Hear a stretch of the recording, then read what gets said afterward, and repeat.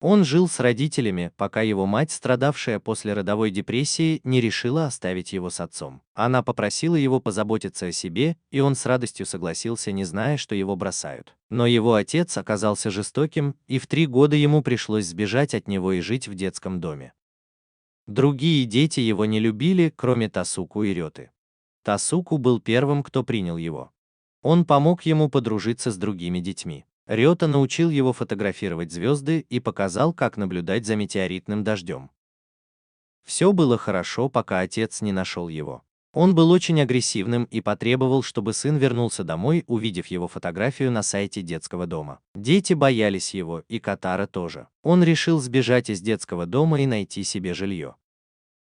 Он пришел в жилой комплекс Симидзу, чтобы осмотреться. Когда он устроился в своей комнате, то пошел в ближайший магазин за салфетками, потому что они были его любимой едой. В конце концов, его мать часто игнорировала его и его потребности, поэтому он привык есть салфетки вместо нормальной еды. Еще он купил игрушечный меч на случай, если на него нападут по дороге домой. Он написал свое имя на салфетке и приклеил ее на дверь. Пока он это делает, он слышит, как его сосед Карина ссорится со своей девушкой. Карина – художник-мангака, который постоянно забывает о времени из-за своей работы и лени. Его девушка называет его неудачником и расстается с ним, потому что у него маленький член. Каро подходит к нему и предлагает коробку салфеток, чтобы помириться. Карина принимает их и спрашивает о родителях Каро. Каро говорит, что будет жить один.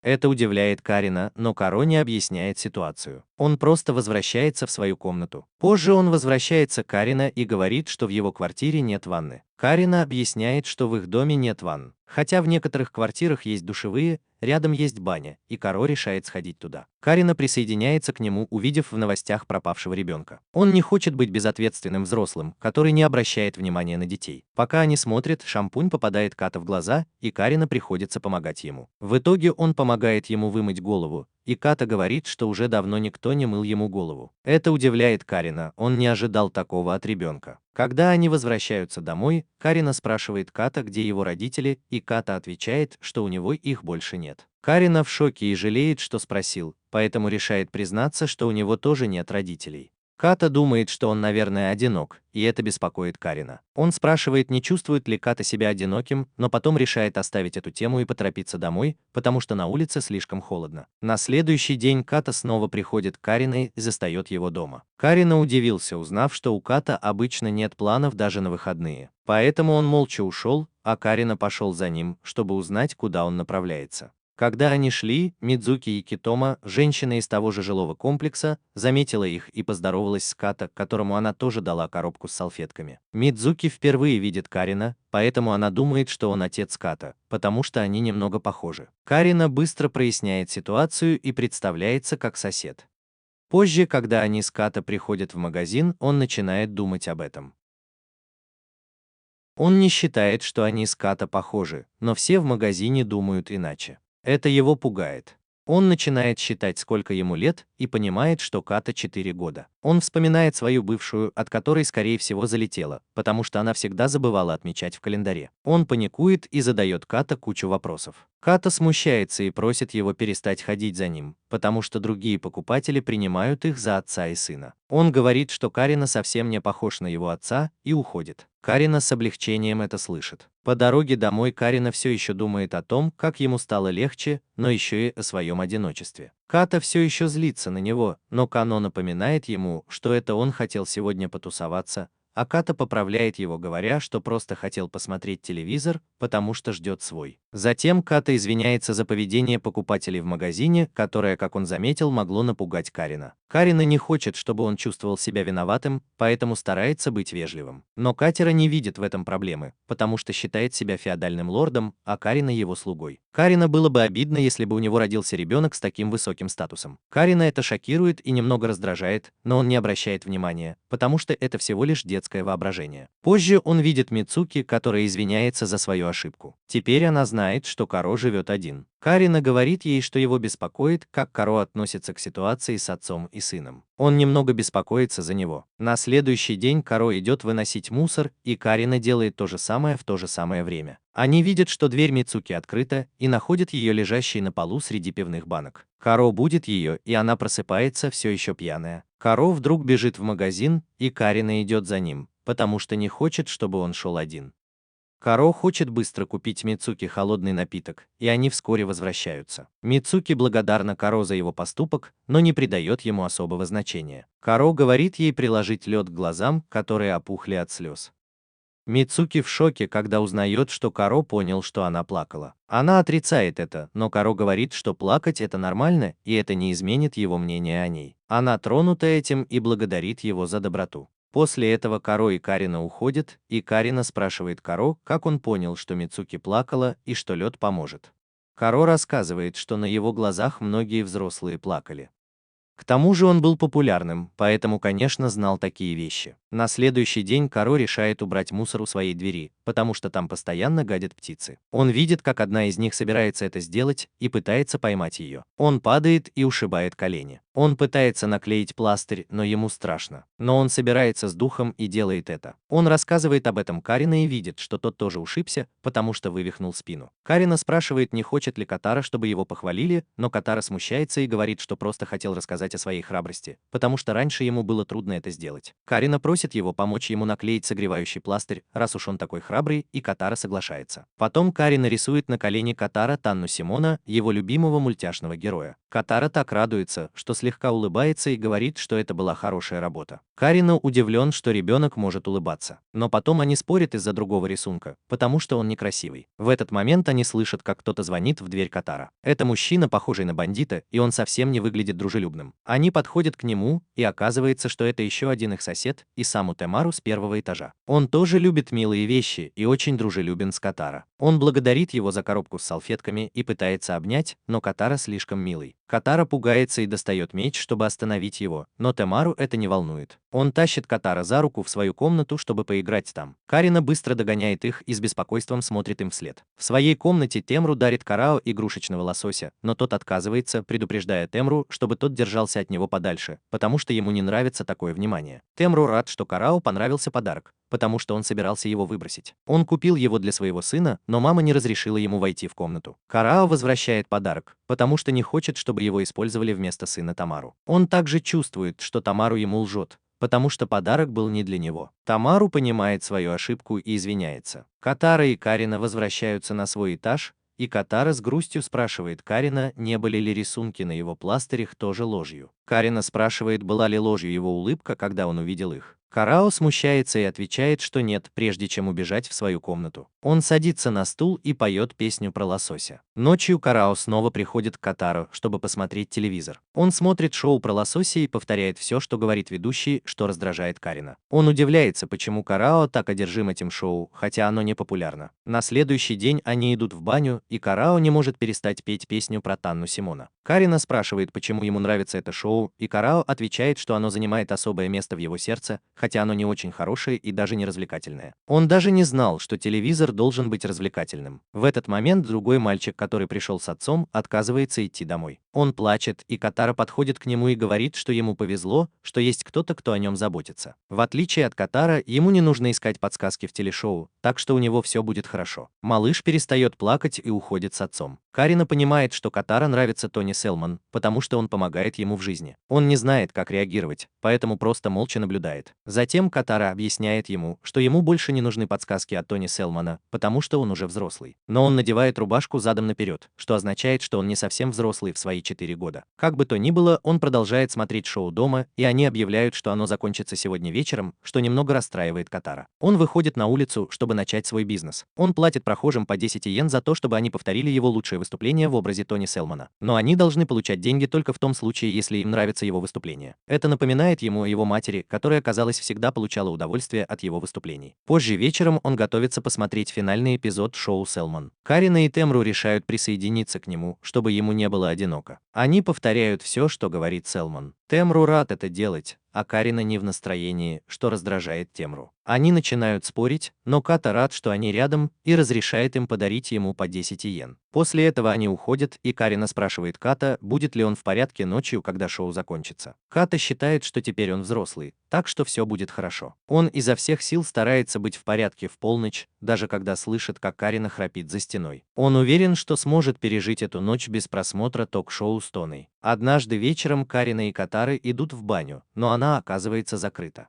Катара расстроен, потому что для него важна личная гигиена. Но Карина это не волнует. Он не каждый день моется и любит пахнуть, как модник с Reddit. На следующее утро, когда они выносят мусор, Катара просит Карина держаться от него подальше. Он странно себя ведет и постоянно наблюдает за Карина, когда тот уходит. Даже когда они идут в магазин, Катара следит за Карина, чтобы убедиться, что тот держится на расстоянии. В магазине он расплачивается кончиком игрушечного мяча и просит сдачу отдать таким же способом.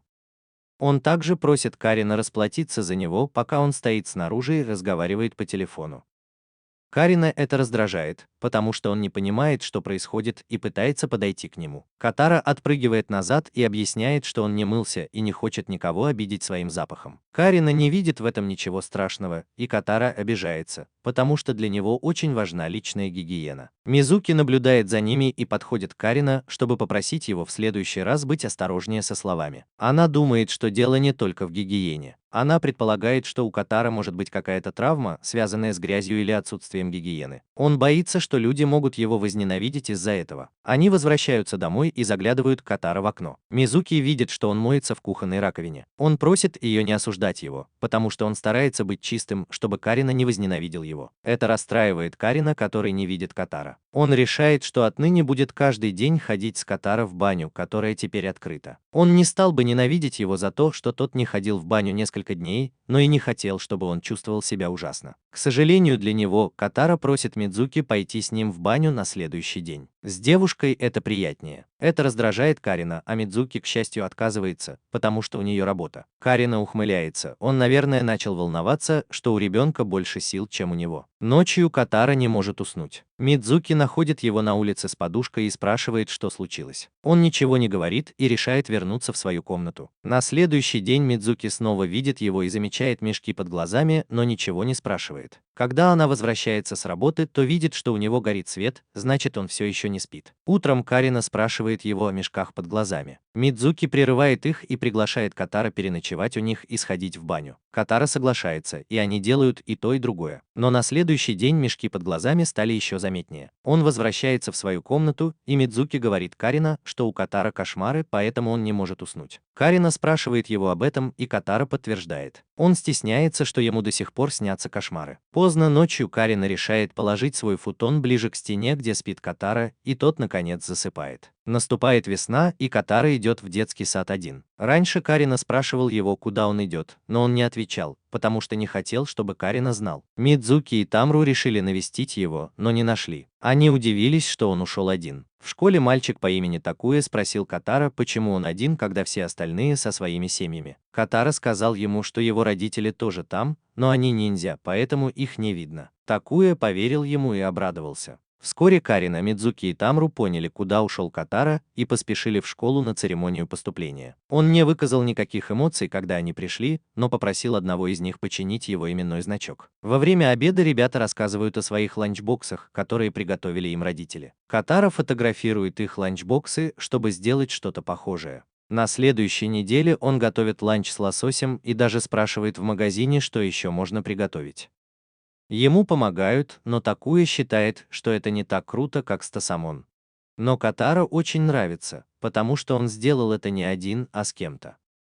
Он даже ждет у магазина, чтобы поблагодарить людей, которые ему помогли. Однажды Катара видит, как в магазине раздают воздушные шарики. Он беспокоится, что мужчина улетит вместе с шариком. Мужчина уверяет его, что все в порядке, но Катара думает, что он слишком худой для такой работы, потому что может улететь. Ему жаль мужчину, потому что у него нет выбора. Поэтому он просит дать ему несколько шариков, чтобы помочь. Но продавец говорит ему, что один шарик можно купить только на одного человека. Тогда он просит красный шарик. Уходит и возвращается в шляпе, чтобы попросить еще один. Продавец узнает его, но Катара отрицает, что уже брал шарик. Продавец понимает, что он делает, но все равно дает ему синий шарик, который Катара говорит, что это для его младшей сестры. А красные он уже подарил младшей сестре. Затем он возвращается снова, уже в солнечных очках. Просит розовый шарик для мамы. Продавец сомневается, потому что не уверен, что маме понравится шарик. Катара обижается и просит продавца извиниться за то, что он оскорбил всех мам на свете. Продавец решает дать ему шарик, чтобы не раздувать конфликт. Катара возвращается за еще одним шариком, уже в шарфе, и даже изображает кого-то. Он просит светло-голубой шарик для отца,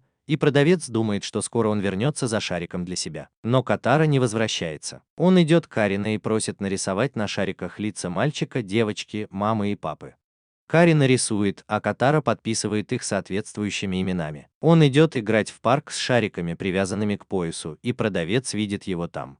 Он почти злится, что Катара забрал все шарики себе, но потом видит подписи на них. Ему становится не по себе, и он смотрит, как Катара играет один, надеясь, что шарики продержатся еще немного, чтобы Катара не чувствовал себя слишком одиноко. В конце учебного дня Карина идет за Катара. Ему звонит редактор и просит прийти на встречу, и Катара решает пойти с ним. Это была неловкая встреча, и редактору, как всегда, не понравились рисунки Карина. Но Катара вступился за него, потому что считает, что у Карина все хорошо получается, а редактор просто придирается. Он даже предложил Карина нарисовать что-нибудь получше, если он сможет. Карина пытался его остановить, но редактор велел ему выйти из кабинета. Карина пошел в уборную и оставил Катара одного. Катара спросил у редактора, что ему нравится в работах Карина. Редактор ответил, что ему нравится, как Карина рассказывает истории, но он хочет, чтобы Карина стал лучше рисовать, поэтому и заставляет его стараться. Позже, когда они возвращались домой, Катара сказал Карина, что ему нужно больше работать, чтобы его редактор гордился им. Карина удивился, что Катара перешел на другую сторону, и сказал, что из-за этого его могли уволить. Но Катара сделал это только потому, что хотел отблагодарить Карина за то, что тот всегда провожал его в школу и забирал. Он также собирался в следующий раз пойти с ним на работу. Но в следующий раз Катара был таким же строгим, как и редактор, и сказал, что рисунки Карина недостаточно хороши. В другой раз Катара попросил Темру сходить с ним за покупками. Он хотел купить стильную одежду, чтобы стать популярным. Они пошли в торговый центр, и Катара купил то, что ему понравилось. Он спрашивал у всех в магазине, хорошо ли это выглядит, и все соглашались, что да. Темру подумал, что Катара хочет произвести впечатление на свою девушку, но оказалось, что Катара хочет произвести впечатление на всех. Он хотел, чтобы все были его друзьями, чтобы они его не ненавидели. Темру, которого никто не любит, сказал ему, что только недалекие люди ненавидят то, чего не понимают. Он его друг, даже если он не модный парень. К ним подошел полицейский, который подозревал Тамару, и стал задавать ему вопросы. Катара заступается за него и называет его своим другом, что очень радует Тамару. Он с радостью обнимает Каро. Ночью Каро идет в клуб, где работает Мидзуки, чтобы поддержать ее. Мидзуки удивлена, увидев его, и просит Карина забрать его. Тем временем Каро привлекает внимание других работников и платит им, чтобы они посмотрели, как он пародирует лосося. Они временно нанимают его и просят Карина заплатить за то, чтобы его забрали домой. Катара приходит в клуб на следующий вечер, и это начинает беспокоить Мидзуки. Она просит его больше не приходить, потому что они могут общаться вне работы. Но Катара беспокоится, что они не смогут этого делать, потому что она собирается переехать. Однажды, когда они гуляли, она сказала ему, что не будет продлевать аренду. Но потом она передумала, потому что не хотела оставаться одна без Катара в качестве соседа. К сожалению, Катара ушел, не успев узнать об этом, и пошел к Карина, чтобы узнать, как проводить с ней больше времени, пока она не уехала. Карина предложил ему приходить к ней на работу. Тогда Катара спрашивает, останется ли Мидзуки с ним, если он будет каждый день выбирать ее. Мидзуки тронута и соглашается остаться с ним. Позже она просит Карина забрать его, и они втроем проводят немного времени в клубе. На следующий день Мидзуки берет Катара на пикник, и Карина присоединяется к ним. Взрослые хотят сфотографировать Катара, но он убегает, пока Карина не устает.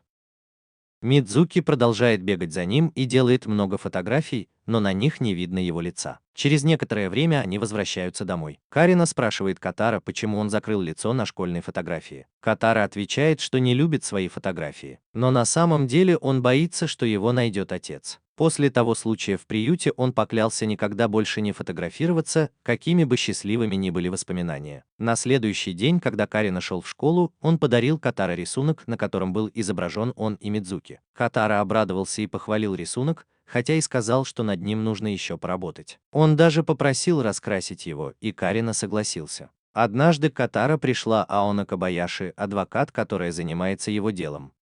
Катара поет для нее песню, и она делает вид, что ей нравится. Затем он готовит для нее курицу, и после того, как она дает ему деньги, он дарит ей подарок и спрашивает, откуда они взялись. Кобаяши рассказали все о Катара и о том, что он будет делать во время ее визита. Ей также сказали, что он спросит про деньги, и она должна будет солгать, сказав, что это пожертвование. На самом деле деньги были получены от страховки матери Кару. Она умерла, и Кару об этом не знает. Ему тоже не должны были говорить. Кобаяши чувствует себя виноватой, но все равно говорит, что это пожертвование. Катара благодарен, но не верит ей, потому что слышал этот ответ слишком много раз. Он надеется, что сможет выразить свою благодарность дарителю, даже если не сможет с ним встретиться. После этого Кобаяши уходит и видит, что ее старший коллега ждет ее у ворот и спрашивает, как все прошло. Кобаяши все еще чувствует себя неловко и спрашивает, когда они расскажут Катара правду. Старший брат говорит ей заглянуть в сумку, и она замечает там дневник. Старший брат говорит, что Карада намного умнее, чем они думают. Несмотря на то, что они не знают всей правды, в глубине души они уверены в одном. Катара знает, что его карманные деньги зависят от его матери, поэтому он ведет дневник. Он пишет туда, чтобы она знала, что у него все хорошо и он заботится о себе.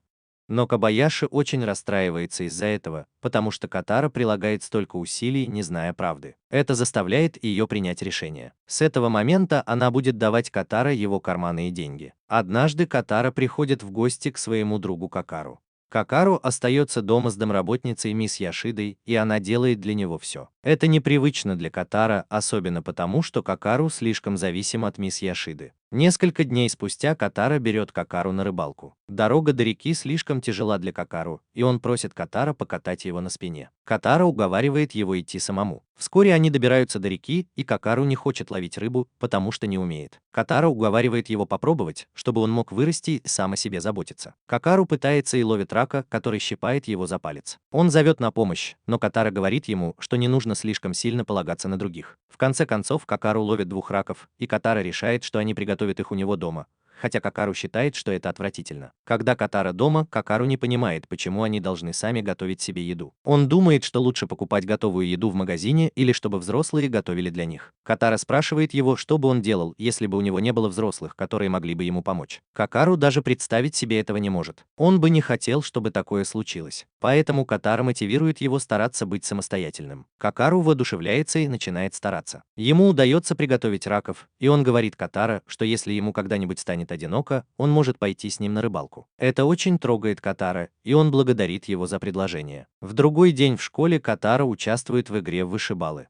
Он не понимает правил, поэтому его выбивают из игры, и у него идет кровь из носа. Он просит Карина помочь ему научиться играть в следующий раз. Он хочет научиться ловить мяч, но его все время бьют по лицу. Но он все равно отказывается учиться бросать мяч, потому что хочет только ловить. В следующей игре в школе его снова бьют по лицу. Даже его одноклассники удивляются, потому что очевидно, что он не понимает правил, но ему все равно. Карина снова помогает ему тренироваться, но он все равно не может поймать мяч. Карина говорит ему просто уворачиваться от мяча, но Катера не верит в это. Он считает, что уворачиваться от мяча, брошенного другом, это все равно, что игнорировать его усилия. А это недопустимо. Он сравнивает игру в вышибалы с разговором. Если ты разговариваешь с кем-то, а он тебя игнорирует, тебе становится обидно. Это случилось с ним в прошлом, когда он показывал рисунок своей маме, а она его не заметила. Карина пытается утешить его, уверяя, что его старания, скорее всего, были оценены, даже если он этого не почувствовал. На следующий день Катару удается поймать мяч в школе. Он бросает его обратно и попадает в Какао. Какао думает, что это слишком легко, и говорит, что мог бы делать это весь день. Это радует Катара, потому что его старания были оценены, хотя это и не главное в игре. Однажды, когда Карина забирает Катара из школы, он замечает, что у Катара на голове бумажная корона. Корона была с праздника в честь его дня рождения, который устроили одноклассники. Мизуки и Темру слышат, что у Катара день рождения, и решают устроить ему еще один праздник. Катара не понимает, зачем, ведь у него уже был один. Они говорят ему, что он может устраивать столько праздников, сколько захочет, потому что это его день рождения. Это нужно, чтобы показать, что они благодарны ему за то, что он родился. Катара удивлен, потому что никогда не думал, что рождение – это повод для праздника. Он решает подготовиться к нему, научиться задувать свечи на торте на одном дыхании и петь поздравительную песню. В день праздника Катара берет торт и уходит, пока соседи не заметили. Он бежит в парк, чтобы его друзья тоже могли отпраздновать его день рождения. Его друзья – 4 кота, с которыми он иногда играет в парке. Он хочет, чтобы они знали, что он благодарен им за то, что они родились,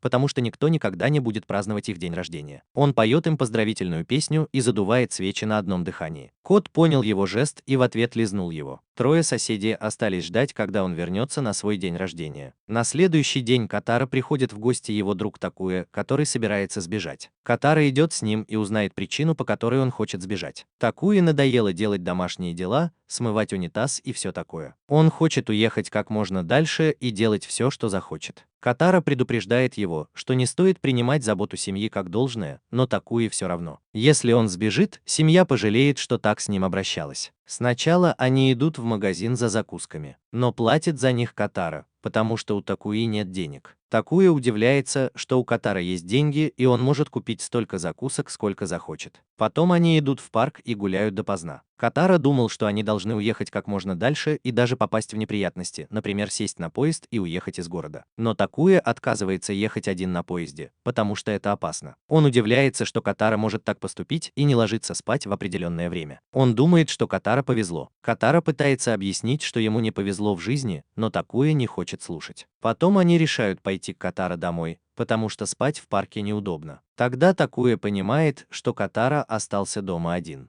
Катара говорит, что его родители уехали по делам ниндзя, и ему не о чем беспокоиться, если он сбежит. Такуя становится очень стыдно. Он извиняется и решает пойти домой. Катара думает о том, что если бы он сбежал, то о нем никто бы не беспокоился. Но появляется Карина и ругает его за то, что он заставил волноваться их всех, ведь они не могли найти его целый день. Катара чувствует себя лучше, зная, что кто-то действительно беспокоился о нем, и извиняется. На следующий день приходит Кобаяши, чтобы отдать ему деньги на карманные расходы, и получает от него представление и подарок. Через несколько дней она снова приходит и получает еще одно представление. Она подыгрывает и подбадривает его, но Катара чувствует, что ей неловко и тревожно рядом с ним. Он спрашивает, почему, и она нервно отвечает, что она просто тревожный человек. В этот момент к двери Ката приносят посылку для Карина. Карина нет дома, поэтому посылку оставляют у Ката. Ката слишком любопытен и открывает посылку, в которой оказывается пиво. Он решает предложить его Кобаяши. Кобаяши неохотно соглашается и напивается. В итоге она рассказывает Катара, что она о нем думает. Он странный, не слышит, что ему говорят. Катара рад, что Кобаяши теперь может спокойно выражать свои мысли.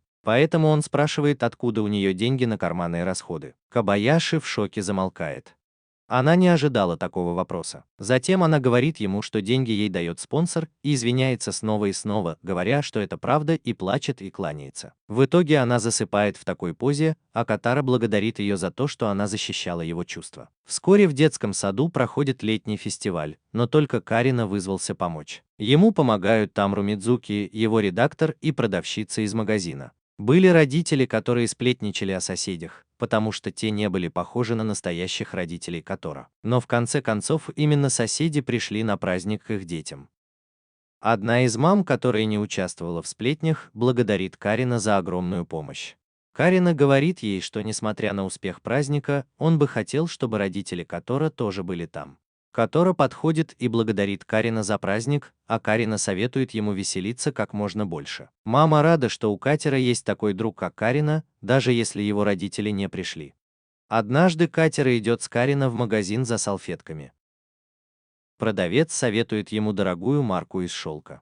Катера покупает ее, а Карина обычную и дешевую. По дороге домой Катера хвастается дорогой маркой салфеток перед Карина, особенно потому, что салфетки сладкие. Карина это удивляет. Он думает, что Катера, возможно, говорит об этом сейчас. Но позже, когда они смотрят телевизор, он видит интервью мужчины, который рассказывает, что в детстве, когда он был один и голодный, он ел салфетки. Это напоминает ему о том, что Катера говорил, что салфетки сладкие. В следующий раз, когда они идут в магазин, Карина спрашивает Катера, были ли салфетки вкусными, и Катера отвечает, что да. Катера проверяет другую марку и говорит, что в составе есть питательные вещества. Карина дает ему обычные салфетки и говорит, что ему больше не нужно есть салфетки, потому что он больше не один. Катера понимает, что это правда, теперь у него есть друг. Когда он приходит домой, то готовит полноценный ужин с несколькими гарнирами. В этот момент к нему заходит Карина с афишей о занятиях йогой. Он удивляется количеству еды, которое приготовил Ката, и Катара говорит ему, что он всегда так ест. Мизуки тоже приходит посмотреть на афишу и видит еду. Она просит попробовать, и Ката разрешает. В итоге они все вместе ужинают. Позже Карина спрашивает, зачем Ката приготовил столько еды, если он ест один, но Мизуки это не волнует. На следующий вечер Ката готовит ужин и приглашает троих соседей поесть вместе. Он приготовил жаркое из овощей и говядины. Соседи удивлены, что еды не так много, как накануне вечером. Но Ката уверяет их, что жаркое вкусное. Когда они пробуют, то понимают, что это правда, еда потрясающая. Это радует Ката, потому что он ест не один, поэтому он приготовил только одно блюдо. Обычно он готовит больше еды, когда ест один, чтобы не чувствовать себя одиноким. Но на следующий вечер он возвращается к своим привычкам и готовит больше еды, потому что ест один. В один из школьных дней учитель просит детей выступить на празднике для родителей, который просит сыграть роль улыбающегося сына. Учитель и другие дети удивляются, потому что никогда раньше не видели его улыбающимся. Однако Которо показывает им, что он мастерски умеет притворяться. Это выглядит так естественно и мило, что они все в шоке. Позже учитель рассказывает об этом Карина. Ей жаль, что Которо приходится притворяться,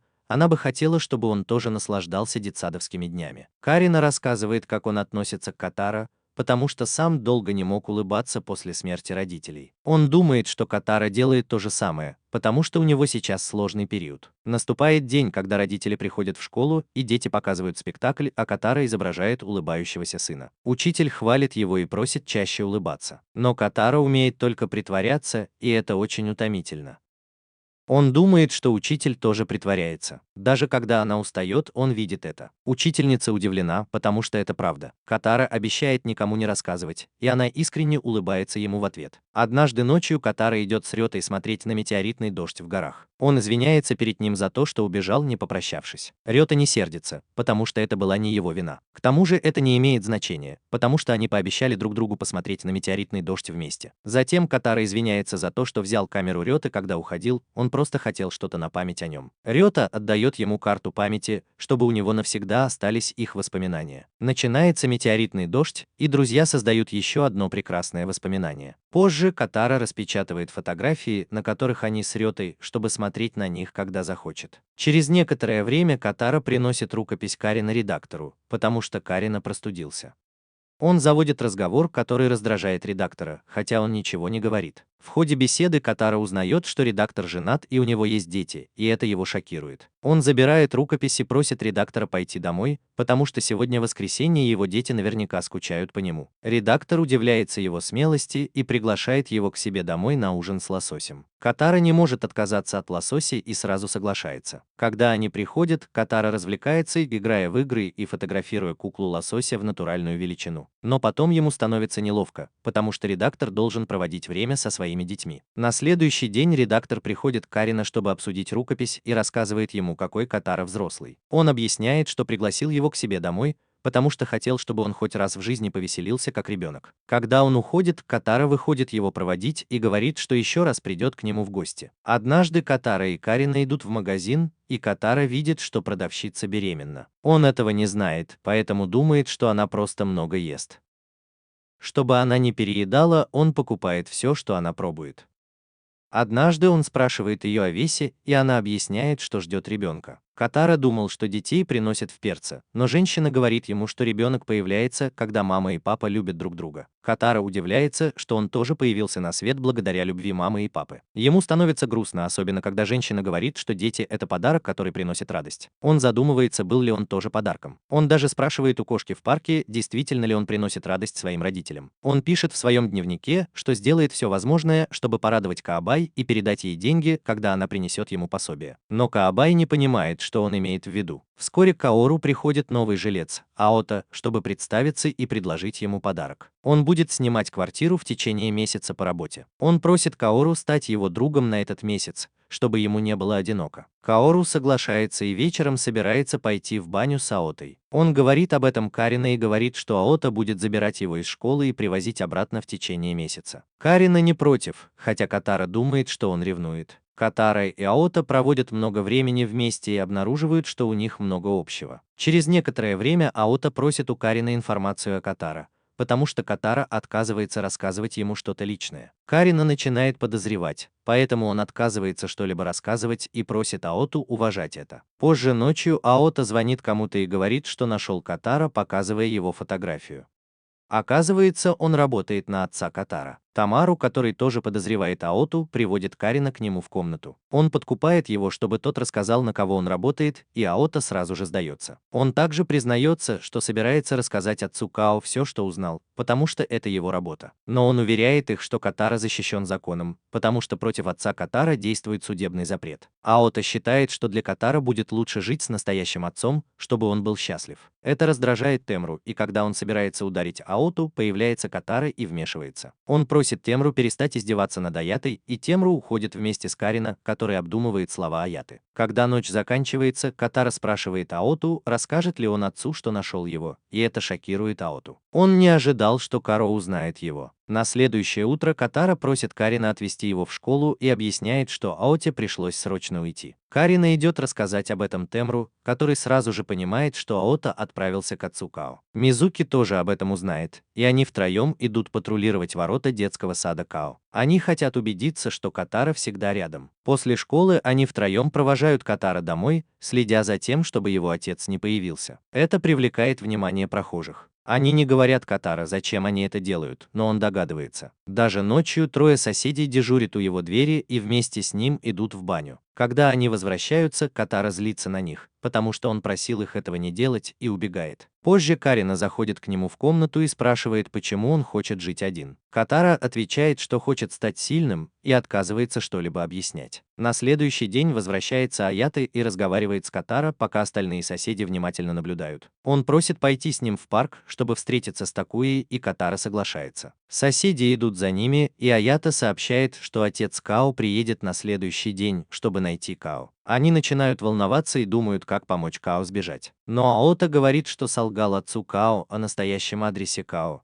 поэтому им не о чем беспокоиться. Причина в том, что у Аоты тоже было ужасное детство и у него остались шрамы, поэтому он понимает, через что прошел Катара. Когда Такуя видит муравья в парке, он пугается. Катара помогает ему и подбадривает, чтобы он стал достаточно сильным, чтобы справиться с муравьем. Катара тоже тренируется, чтобы стать сильным, чтобы однажды жить вместе с отцом. Он хочет помочь ему справиться с демонами, которые его мучают, и это значит, что он винит себя в поведении отца. Он думает, что если станет лучше и сильнее, то отец будет относиться к нему лучше. Соседка это понимает, и когда они возвращаются домой, Карина обгоняет Катара, потому что он не в форме. Тогда он предлагает ему стать соперником, чтобы они вместе стали сильнее. Катара загорается этой идеей и сразу соглашается. Он с нетерпением ждет, когда станет сильнее вместе со своей соседкой. Карина знает, что это ничего не изменит, но хочет помочь Катара стать сильнее духом, чтобы он смог преодолеть трудности. Однажды Катара звонит мошенник и говорит, что хозяин дома вышел и вернется через 5 минут. Через 5 минут мошенник снова звонит, и Катара говорит ему то же самое. Это продолжается весь день, и мошенник начинает злиться на Катара. Но они немного разговаривают, и мошенник узнает, что Катара ходит в детский сад и живет один. Ему становится жаль мальчика, но он вспоминает, что он тоже безответственный отец. В любом случае он говорит Катара, что у него проблемы с деньгами на работе, и он должен передать это сообщение хозяину. Но Катара не собирается этого делать, он просто хочет поговорить с мошенником. Потому что голос мошенника звучит так же, как голос его отца, когда тот был добр к нему. Мошенник даже просит его похвалить его за хорошую работу, и это напоминает Катара, что он никогда не хвалил его. Чтобы загладить вину, он хвалит Кару, и тот благодарит его перед тем, как повесить трубку. В конце месяца Кара просит соседей устроить прощальную вечеринку для Аяты, потому что тот уезжает. Он даже дарит ему увеличительное стекло на прощание, и Аята благодарен ему. Через некоторое время девочка из класса Кару, Кана, просит разрешения прийти к нему домой после школы. Карана забирает их и присматривает за ними до конца дня. Кана и Кару не друзья, поэтому они не знают, чем заняться. Они просто сидят и смотрят друг на друга, и это неловко. Карана предлагает поиграть в карты, и дети соглашаются. На следующий день Кана решает снова прийти в гости, и Кару приходится придумывать, чем бы их развлечь, потому что играть в карты им скучно. На следующий день Кана снова приходит в гости, и так продолжается день за днем. Однажды Кару просит ее просто погулять с настоящими друзьями, потому что ей не нравится проводить время с ним. Кана говорит, что не против, и ее маме это нравится.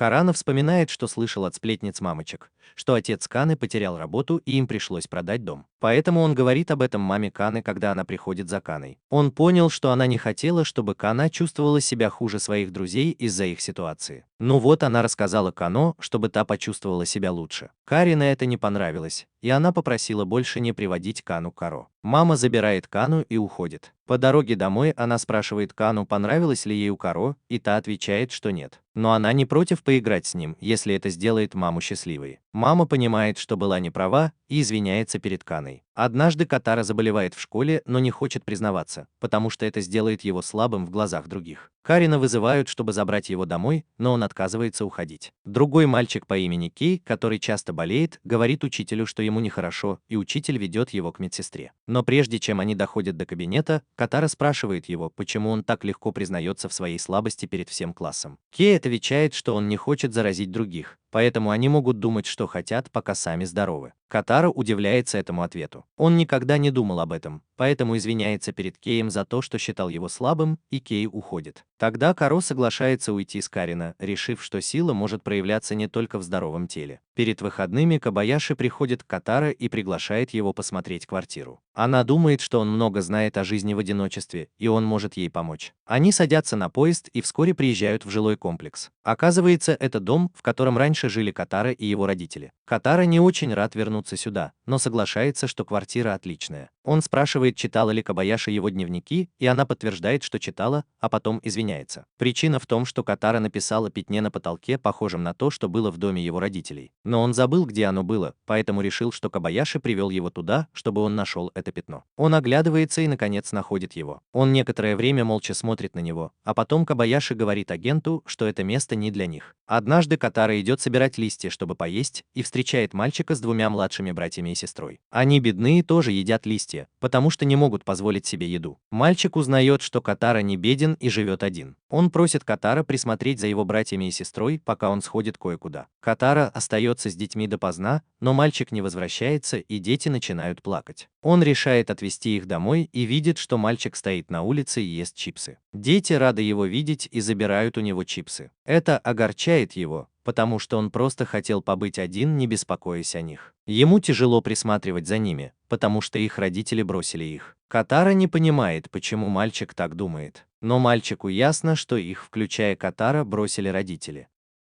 Катара с этим категорически не согласен. Он не думает, что их бросили. Они не могут договориться, и мальчик с братьями и сестрой уходят от Катара.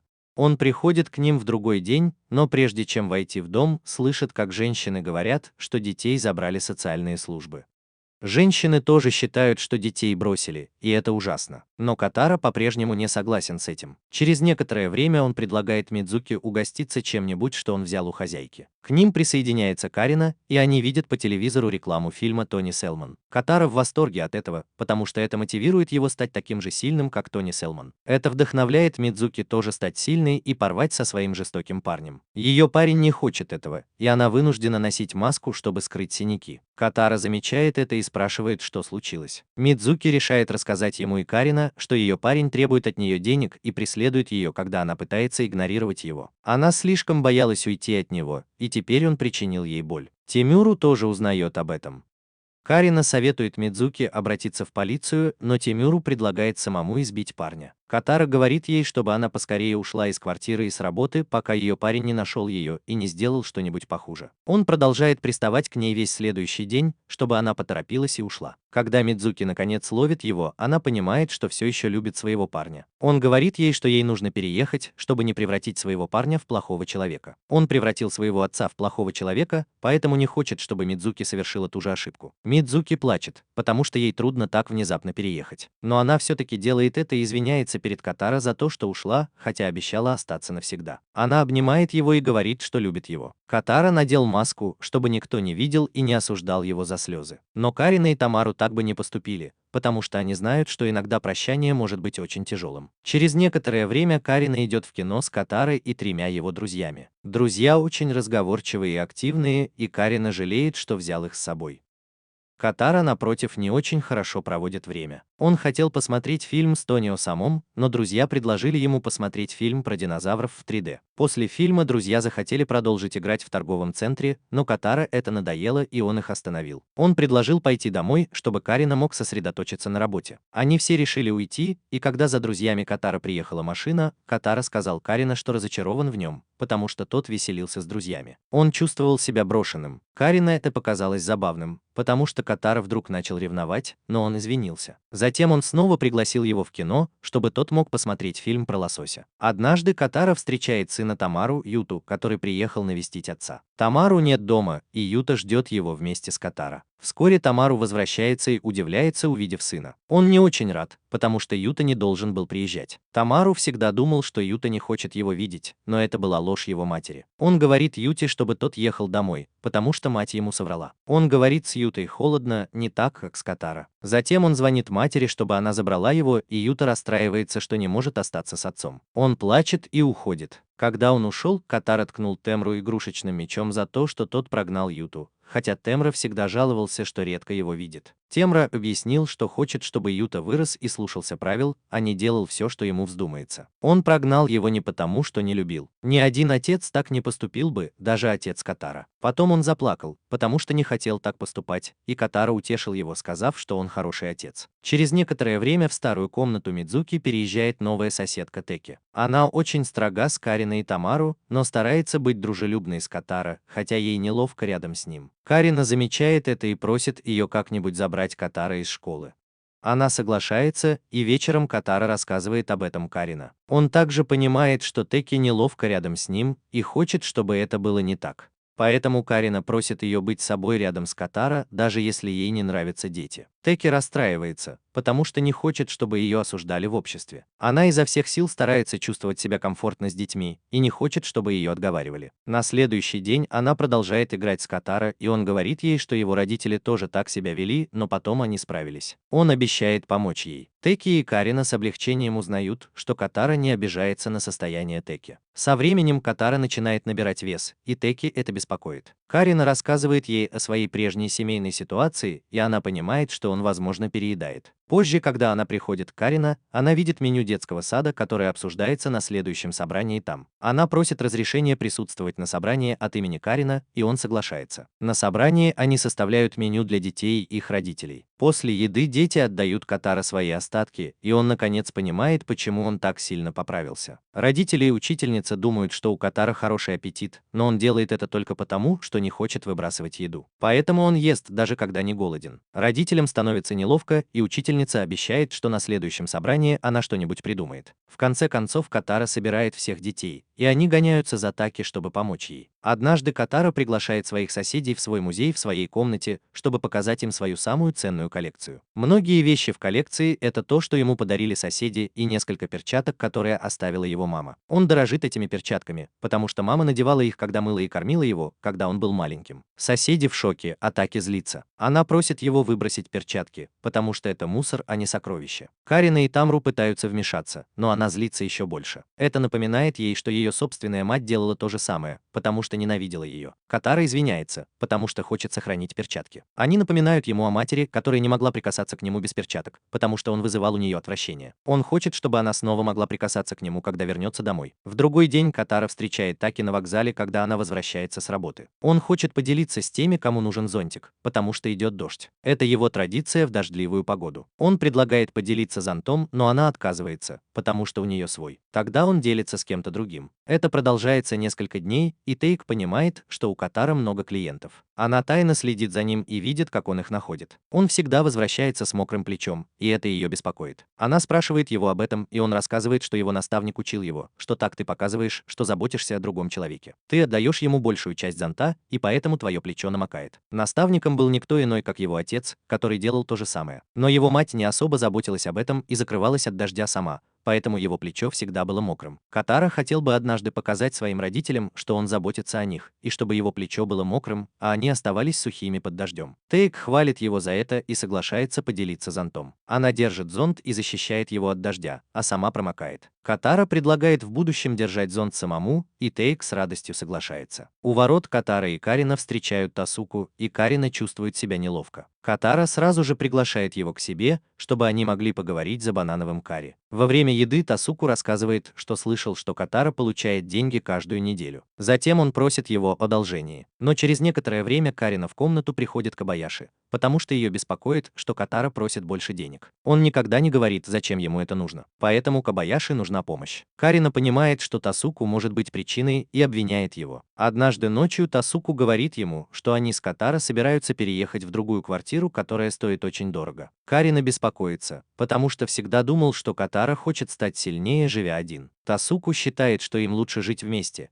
потому что они выросли в одном детском доме и практически являются семьей. Карина рассказывает об этом Кобаяши, и тот решает проверить Тасуку. На следующий день Карина спрашивает Катара о его планах жить с Тасуку, и тот подтверждает это. Карина делает вид, что это не имеет значения, но в глубине души он опечален тем, что Тасуку и Катара больше семья, чем он и Катара. Кобаяши снова приходит к Карина и сообщает ему, что Тасуку должен крупную сумму денег, которую он внезапно начал выплачивать. Они решают рассказать об этом Катара на следующий день, но не могут заставить себя это сделать, и Катара отказывается говорить говорить об этом дальше. Из-за этого они решают поговорить с Тасуку о его долге. Он все отрицает и не хочет об этом говорить, потому что это касается только его и Катара. Это злит Карина, потому что Катара полностью доверяет Тасуку. Он уходит, а Кобаяши следует за ним. Сразу после этого Катара подходит к Тасуку и говорит ему о подарке, который он ему купил. Они заходят в дом, а Кобаяши и Коина подслушивают их разговор через стену. Карина просит Кобаяши пока не вмешиваться, чтобы Катара сам во всем разобрался. Все, что они могут сделать, это поддержать его. В комнате Катара Тасуку беспокоится, что Карина и Кобаяши могли рассказать ему что-то плохое. Катара говорит, что они хотели этого, но он уже знает его, так что ему не нужно было слышать это от них. Тасуку в шоке, потому что он думал, что Катара купится на его ложь. Однако Катара на него не злится. Он даже выделяет ему карманные деньги. Его не волнует, что Тасуку вор и лжец. Он стал таким с тех пор, как они жили в приюте для престарелых. Все, что его волнует, это то, что они друзья, а друзья остаются верными друг другу, несмотря ни на что. Затем он дает ему мешочек с монетами, потому что пособие – это не деньги, которые он заработал сам, а монеты. Он заработал их, собирая консервные банки. Тасуку чувствует себя виноватым за то, что он сделал. Он даже плачет, потому что люди не были так добры к нему. Он извиняется и благодарит Катара. В последующие дни Катара продолжает собирать консервные банки, потому что надеется, что однажды сможет по-настоящему жить с Тасуку. Кобаяши рассказывает, что с тех пор Тасуку изменил свою жизнь и теперь имеет хорошую работу, чтобы вернуть деньги, которые он взял у Катара. Катара мечтает построить огромный замок, чтобы все люди в его жизни могли жить вместе с ним, включая его родителей. Это его новая мечта, и он говорит об этом с широкой искренней улыбкой. Время идет, Карина все больше погружается в работу, так что одна из его бывших подружек, Нита, отправляется забирать Катара из школы. Нита поживет у Карина некоторое время. Она видит, насколько Карина близок с Катара и считает, что это плохая идея. Так вот, она решает сблизиться с Катара и что-то делать для него, чтобы Карина мог сосредоточиться на своей работе. Она также говорит это Катара и использует слово «абуза», из-за чего он думает, что был абузой для Карина все это время. На следующий день он говорит Карина, что больше ничего для него не должен делать. Карина не понимает, почему, поэтому вместо того, чтобы работать, он идет с Катара и Нитой в баню. Ните это не нравится, и она говорит, что у Карина нет времени на такие вещи, как проводить время с Катара и куда-то его водить. Карина понимает, что Нита, возможно, что-то сказала Катара и говорит ей, что не собирается менять свой распорядок дня. На следующий день он идет с Катара и Нитой в школу, но он слишком устал, потому что плохо спал из-за работы всю ночь. Нита злится на него и спрашивает, что у него запланировано на сегодня. Карина отвечает, что у него дедлайн по манге, и это расстраивает Катара. Дело в том, что в детском саду будет выставка, и учительница разослала приглашение. Но Нита не дала приглашение Карина, поэтому он не знает. Во время выставки Нита тайком уходит в школу, а Карина остается дома и работает над мангой. Катара весь день грустит, и учительница это замечает.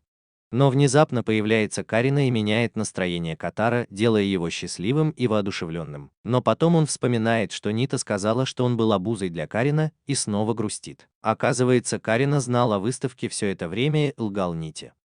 Она не понимает, почему он там и почему заботится о Катара, ведь он ему не отец. Карина отвечает, что просто хочет быть рядом с ним, потому что у всех детей в школе есть родители, кроме Каро. К тому же Катара вдохновил его на создание манги, и он не хочет его подводить. Нита понимает, что была не права, когда пыталась изменить их привычный распорядок. Позже она извиняется перед Катара за то, что пыталась их разлучить, и призывает его быть рядом с Карина. Катара соглашается помириться с Кариной и быть рядом с ним. Однажды Катара ждет своего пятого разносчика газет, который опаздывает. У него 5 подписок, и это кажется парню странным. Он не может перестать думать об этом. Когда он понимает, что Катара сам подписался на газеты, он боится, что кто-то заставил его это сделать. Но Катара говорит, что он должен это делать, потому что живет один. Если с ним что-то случится, газеты будут скапливаться у его двери. Таким образом, люди заметят и проверят, все ли с ним в порядке. Но на самом деле Катара просто ищет новости о разных трагедиях, которые затрагивают его мать или отца. Когда он не находит их имен в газетах, он чувствует облегчение, потому что это значит, что они все еще живы. В другой раз он видит репортаж по телевизору о торговом центре на станции Каноми. Катара помнит, что однажды был там, но не может точно вспомнить, где это было. Поэтому он просит Карина отвезти его туда на следующий день. Он хочет пойти на кладбище, где похоронены его бабушка и дедушка. Когда они приходят туда, он покупает цветы и ищет их могилу, чтобы отдать дань уважения. Он не знал их, потому что они умерли до его рождения, но он надеется, что однажды сможет расспросить о них свою маму. Они начинают убирать могилу, и Карина замечает имя матери Као на надгробии, но не говорит ему об этом. Он даже закрывает надпись своим телом, чтобы Као не увидел. Као отдает дань уважения и просит бабушку и дедушку передать его матери, что у него все хорошо. В этот момент он слышит шаги и с надеждой оборачивается, надеясь увидеть свою мать. Но это оказывается другая женщина. Он разочаровывается и спрашивает Карина, увидит ли он когда-нибудь свою мать. Карина решает соврать и говорит, что да, и Катера снова начинает надеяться. Он верит, что Карина никогда не станет ему врать, и думает, что однажды увидит свою мать. Они возвращаются домой, встречаются с Тамару и заходят в